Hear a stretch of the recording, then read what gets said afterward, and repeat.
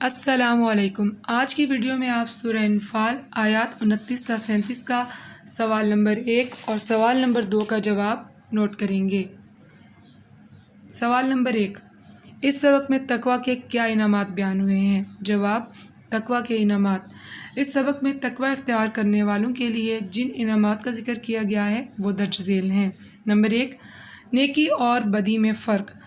تقوی اختیار کرنے والے لوگوں کے لیے اللہ کا ایک انعام یہ ہے کہ اللہ انہیں نیکی اور بدی میں فرق کرنے کی صلاحیت عطا فرما دیتا ہے، پھر ان کے دل گناہ کی طرف راغب نہیں ہوتے اور وہ اللہ کی رضا کے لیے برائیوں سے پرہیز کرتے ہیں۔ نمبر 2، گناہوں کا مٹ جانا۔ تقوی اختیار کرنے والوں پر اللہ کا ایک انعام یہ بھی ہوتا ہے کہ وہ اپنے پچھلے گناہوں سے توبہ کر لیتے ہیں، نیکی کا رستہ اختیار کرتے ہیں تو اللہ تعالیٰ ان کے پچھلے گناہ مٹا دیتا ہے۔ نمبر 3، خاص فضل و کرم۔ تقوی اختیار کرنے والے نیکی کے کام میں دلچسپی لیتے ہیں، اللہ کا ان پر خاص فضل و کرم ہوتا ہے اور جب وہ اللہ سے اپنے گناہوں کی بخشش کے لیے معافی مانگتے ہیں تو اللہ تعالیٰ انہیں بخش دیتا ہے۔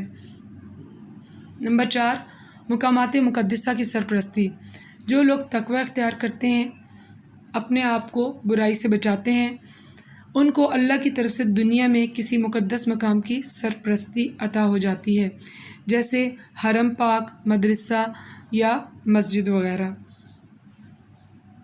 سوال نمبر 2، وَإِذْ يَمْكُرُ بِكَ الَّذِينَ كَفَرُوا۔ اس آیت میں کس واقعے کی طرف اشارہ ہے؟ ترجمہ: اور اے محمد صلی اللہ علیہ وسلم، اس وقت کو یاد کرو جب کافر لوگ تمہارے بارے میں چال چل رہے تھے۔ اس آیت میں اللہ تعالیٰ آپ صلی اللہ علیہ وسلم کو مخاطب کر کے ہجرت مدینہ کا وقت یاد دلا رہے ہیں۔ ہیڈنگ: ہجرت مدینہ کا واقعہ۔ اہل مدینہ میں اسلام کی روشنی پھیلنے لگی تو کفار کو یہ فکر ہو گئی کہ کہیں حضور صلی اللہ علیہ وسلم ہجرت کر کے مدینہ جائیں تو اسلام پھیلنے نہ لگ جائے اور وہاں پہ اسلامی ریاست مستحکم ہو۔ اس لیے سرداران قریش نے ایک اجلاس طلب کیا اور اس میں آپ کے خلاف مختلف رائے دی گئیں، جس میں آپ صلی اللہ علیہ وسلم کو قید کرنے، نظر بند کرنے، جلا وطن کرنے یا نعوذ باللہ آپ کو قتل کرنے کے ارادے شامل تھے۔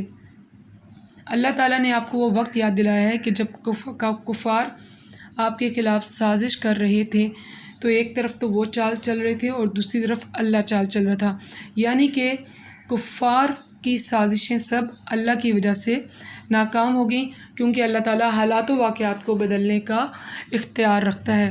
اللہ تعالیٰ نے آپ صلی اللہ علیہ وسلم کو ہجرت کا حکم دیا اور آپ صلی اللہ علیہ وسلم حضرت ابوبکر صدیق کے ساتھ اپنے گھر سے نکلے۔